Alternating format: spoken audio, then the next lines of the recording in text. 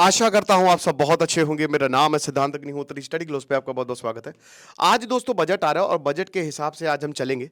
बहुत सारे टॉपिक्स मैं करूंगा, फिर आखिरी में मतलब 5-6 बजे के आसपास मैं पूरा एनालिसिस दूंगा आपको बजट का। बट आज हम बात करेंगे, यहाँ पे इंडियन एक्सप्रेस का बहुत ही अच्छा आर्टिकल है, 5 चार्ट्स हम समझेंगे कि आखिरकार भारत के हालात क्या है। भाई जो बजट है, बजट तो ठीक है, लेकिन क्या भारत ओवर टैक्स्ड है? अब मैं आपको बता दूं, मैंने बहुत सारे लेक्चर्स लिए हैं इसको लेकर, तो सीधा मुद्दे पर आएंगे। सिर्फ 5 चार्ट से आपको समझाऊंगा। टॉपिक दूसरा है कि क्या भारतीय ओवर टैक्स्ड हैं? भारत में बहुत सारा टैक्स देने को मिल रहा है, बिल्कुल मिलता है। निर्मला सीतारमण बजट पेश करेंगी, 8वां बजट होगा इनका। मोरारजी देसाई ने 10 बजट पेश किए थे, तो भाई एक तरीके से शायद रिकॉर्ड तोड़ देंगी। लेकिन निर्मला सीतारमण को लेकर, टू बी वेरी फ्रैंक, बहुत ज्यादा उन फेवरेबल नहीं है लोग, उनको वो लोग पसंद नहीं करते, नाराजगी उनको लेकर। पिछले 2-3 बजट बहुत ही बेकार आ रहे हैं, मिडिल क्लास के लिए कुछ भी नहीं रहा है। अब भैया कोविड आया तो कोविड की वजह से इकोनॉमी गई, फिर उसके बाद 2021 में जो बजट आया तुरंत रशिया ने इन्वेड कर दिया, फरवरी में ही तो वॉर हुआ था ना यूक्रेन को। तो ये सारी दिक्कतें हैं। अभी 4%, भाई कोविड में तो 4% से भी ग्रोथ नहीं थी, कोविड के बाद फिर 6.4% पे आई। लेकिन हमको ये चीज समझना चाहिए कि जो बजट है वो 2 चीजों पे डिपेंड करता है, ठीक है ना। और वो 2 चीज है, सबसे पहली बात तो इंसान कितना पैसा खर्च कर रहा है, डोमेस्टिक कंजम्पशन, और उसके बाद प्राइवेट इन्वेस्टमेंट। तो इन 2 चीजों पे इकोनॉमी डिपेंड करती है कि लोग खर्च करेंगे। भाई सिंपल सी बात है, लोगों के हाथ में पैसा आएगा, लोग खर्च करेंगे, इकोनॉमी चलेगी, प्राइवेट इन्वेस्टमेंट होगा, सरकार इन्वेस्ट करेगी। और अगर लोगों ने खर्च करना बंद कर दिया तो इकोनॉमी रुक जाएगी, तो सारी कंपनियां धड़ाधड़ बंद होने लगेगी, अनएम्प्लॉयमेंट होगा, तो इकोनॉमी गिरेगी। आप समझ रहे हो, सब कुछ बंद हो जाएगा। तो सब कुछ, ये मियां बीवी है, एक गया तो दूसरा भी गया। तो चलिए, अभी बहुत ज्यादा अनसर्टेनिटी है। अब भारत की इकोनॉमी की बात करते हैं, तो सरकार का इंफ्रास्ट्रक्चर स्पेंडिंग जो है वो अभी तक उसने ग्रोथ को रिवाइव नहीं किया है। फिस्कल पेस बहुत अच्छी नहीं रही है, कंज्यूमर डिमांड वीक रही है। ये तो एफएमसीजी में हमने देखा ना, एफएमसीजी में भाई माइनस में गए Q2 में। लेकिन क्या भारत ओवर टैक्स्ड है इसलिए ऐसा हो रहा है? क्या भारत के लोग ज्यादा टैक्स दे रहे हैं? तो चलिए 5 चार्ट्स में समझते हैं। सबसे पहला चार्ट आपके सामने ये रहा।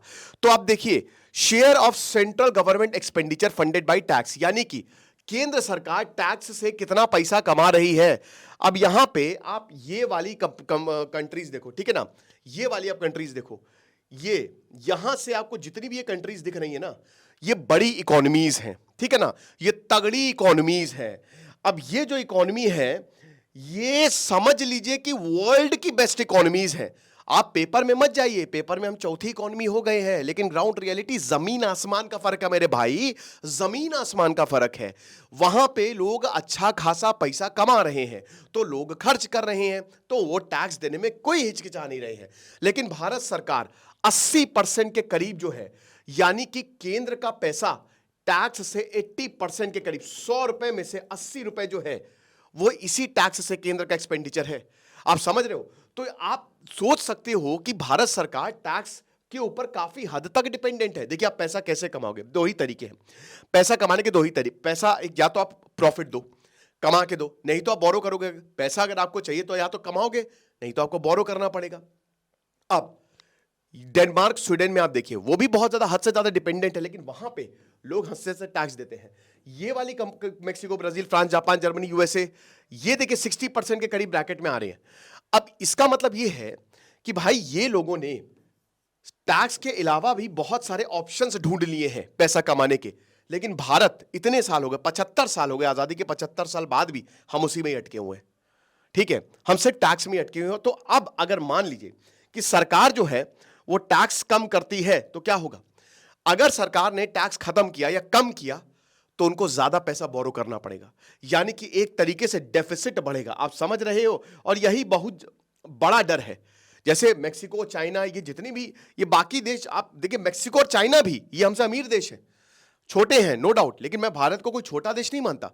भारत में पॉपुलेशन ज्यादा, छोटे देश, भारत बहुत बड़ा देश है, बहुत बड़ा देश। अब बोलेंगे कि सर मेक्सिको में कितनी पॉपुलेशन है, 1-2 करोड़ की पॉपुलेशन है, आप कहां इंडिया को कंपेयर कर रहे हो? मेरे भाई, भारत में 28 राज्य हैं और हर एक राज्य का एक एडमिनिस्ट्रेटर है, सेंट्रल डिसेंट्रलाइज्ड सिस्टम है। तो ये कोई तर्क नहीं होता है, ये बहुत ही बेकार तर्क है। वहां पे मेक्सिको जितना बड़ा है उतना एक राज्य है भारत में, लेकिन तो उस राज्य को तो अच्छा करना चाहिए ना, लेकिन नहीं हो रहा है। तो कुल मिला के अगर पिछले चार्ट्स की बात करें, तो भारत जो है इसीलिए टैक्स लगा रहा है क्योंकि भारत बहुत ज्यादा डिपेंडेंट है टैक्स के ऊपर। भारत सरकार बहुत ज्यादा डिपेंडेंट है टैक्स के ऊपर, सारी सरकारें टैक्स से चल रही हैं। स्टेट गवर्नमेंट टैक्स से चल रही हैं। पेट्रोल 50 रुपए का मिलना चाहिए, मिल 100 रुपए का रहा है क्योंकि सब टैक्स में जा रहा है। तो यस, इस कंटेक्स्ट में देखिए पहले चार्ट में, तो यस हम ओवर टैक्स्ड हैं। उसके बाद जो टैक्स का रेवेन्यू आता है, शेयर ऑफ जीडीपी कितना है, ठीक है ना, इसमें डायरेक्ट और इनडायरेक्ट टैक्स इंक्लूडेड है, सारे टैक्स इंक्लूडेड हैं। तो अब आप ये देखो, अगेन यहां पे जितनी ये वाली इकोनॉमी है डेवलप्ड इकोनॉमी, ये 30% के ब्रैकेट पे आ रही है। इंडिया जो है वो लगभग 15 से 20% के आसपास है। यानी कि जो टैक्स रेवेन्यू है as a share of GDP Bharat का कम है कंपेयर टू इन देशों के मुकाबले। ओके, तो अब देखिए बाकी तो फिर उसके बाद काफी अनडेवलप्ड कंट्रीज आ जाएंगी। तो बहुत सारी डेवलप्ड कंट्रीज जैसे यूरोप है, वो higher level of revenue generate कर रहा है as a proportion of GDP. अब जाहिर सी बात है कि वो कंट्रीज जो है वो रेवेन्यू इंडिया गवर्नमेंट से ज्यादा, जो ऊपर वाली आप देख सकते हो ना, ये रेवेन्यू जो है ये ज्यादा जनरेट कर रही है भारत की अगर बात करते हैं, है ना। वहां पे लोगों को टैक्स वो छुपा नहीं रहे, वो दे रहे हैं, भर भर के टैक्स दे रहे हैं क्योंकि उनको सर्विस मिल रही है। भाई स्वीडन ये इन देशों में बहुत टैक्स है, लेकिन टैक्स भाई सर्विस है, आपको खर्च नहीं करना है एजुकेशन पे, आपको हेल्थ पे खर्च नहीं करना है, ठीक है। सड़कें फ्री हैं, सड़कें बहुत ही बढ़िया हैं, गंदगी नहीं है। अगर आप ऐसी वर्ल्ड क्लास क्वालिटी भारत में दे दो तो भाई इंसान 50% टैक्स दे देगा क्योंकि उसके बाकी 50% बढ़ रहे हैं। वैसे भी हम 85% टैक्स दे रहे हैं। तो भाई ये समझो क्योंकि भारत का जो रेवेन्यू है वो टैक्स से बहुत कम है, 20% के आसपास डायरेक्ट और इनडायरेक्ट टैक्स की अगर बात करते हैं, ठीक है ना। तो इसीलिए हम डिपेंडेंट है टैक्स के ऊपर। लेकिन टैक्स बेस, क्योंकि देखिए अमीरों को अमीर टैक्स से बच जाते हैं, गरीब टैक्स देते नहीं है, बचा मिडिल क्लास वही टैक्स दे रहे हैं। 7 करोड़ लोग आईटीआर भर रहे हैं जिसमें खाली 1.5 करोड़ लोग टैक्स दे रहे हैं, उसी से सरकार का 30% के करीब खर्चा चल रहा है। और आपने अभी पिछले चार्ट में देखा कि सरकार जो है वो पूरी तरीके से यहां पे खर्चा जो है वो चलाती है, ठीक है ना। तो ये चीज है। उसके बाद अगला आप देखिए GDP, share of GDP and GDP per capita. GDP per capita आपको पता है एक इंसान कितना कंट्रीब्यूट कर रहा है, टोटल पॉपुलेशन को जीडीपी पे डिवाइड कर दो, आपको आंकड़ा मिल जाता है। तो जो जीडीपी पर कैपिटा है और जो tax revenue as a share of GDP, यह भी आप देख लीजिए। अभी जितनी भी डेवलप्ड कंट्री है जाहिर सी बात है उनका टैक्स रेवेन्यू ज्यादा रहेगा, ठीक है ना। लेकिन भारत जो है वो यहां पे खड़ा हुआ है, इंडिया अगेन 20% के आसपास खड़ा हुआ है। तो ये भी बहुत अच्छी बात नहीं है, ठीक है। बिल्कुल हम ज्यादा टैक्सड हैं, ये साफ साफ दिखाता है। स्पेशली एक पर्टिकुलर सेगमेंट भारत में ज्यादा टैक्स है, वो टैक्स दे रहा है, वो कुछ बोलेगा नहीं तो उसी पे ज्यादा टैक्स लगाते रहो। तो जो यहां पे बताता है कि इनकम लेवल्स भारत में कितनी है, तो भारत ब्रॉड पैटर्न जहां पे जो अमीर देश है, जो रिचर कंट्री है, वो तो समहाउ जो है वो टैक्स रेवेन्यू आसानी से जनरेट कर रही है और उनका जीडीपी भी बढ़ता जा रहा है। वही अगर आप पिछले चार्ट का देखो तो उसी का कंटिन्यूशन आपको ये चार्ट जो है उसमें देखने को मिलेगा। सऊदी अरेबिया, साउथ कोरिया भी similar level of per capita income वहां पे देखने को मिलेगी, लेकिन भारत उसको मेंटेन नहीं कर पा रहे डिस्पाइंग इतना ज्यादा टैक्स होने के बावजूद। उसके बाद tax income versus taxes on goods and services.